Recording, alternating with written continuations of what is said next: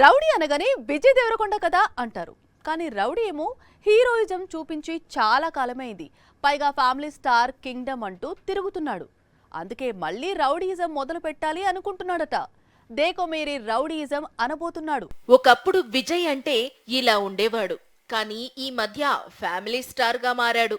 అదేమంటే కింగ్డమ్ లో serious character చేస్తున్నాడు. కానీ రౌడీ అని పిలిపించుకుంటూ రౌడీ నేమ్ మూవీ చేయకపోతే ఎలా అనుకున్నాడో ఏమో. ఫ్యామిలీ స్టార్ తీసిన దిల్ రాజు బ్యానర్ లోనే రాజావారు రాణి గారు తీసిన దర్శకుడితో కలిసి రౌడీ జనార్దన పేరుతో మూవీ చేయబోతున్నాడు. మళ్లీ రౌడీయిజం చూపించబోతున్నాడు. వన్స్ కింగ్డమ్ రిలీజ్ అయితే మాత్రం అటు రాహుల్ సంకృత్యాన్ దర్శకత్వంలో తెరకెక్కే భారీ చిత్రంలో, అలాగే రౌడీ జనార్దన చిత్రాలను ఒకేసారి పట్టాలెక్కించే పనిలో పడ్డాడు. రౌడీ జనార్దన చిత్రం పూర్తిగా రాయలసీమ బ్యాక్ డ్రాప్ లో తెరకెక్కనుంది. విజయ్ పవర్ఫుల్ పొలిటీషియన్ గా కనిపించబోతున్నాడట. వచ్చే ఏడాది ప్రేక్షకుల ముందుకు రానుంది. ఈ చిత్రంలో హీరోయిన్ గా మహానటి కీర్తి సురేష్ ఛాన్స్ దక్కించుకోనుందట.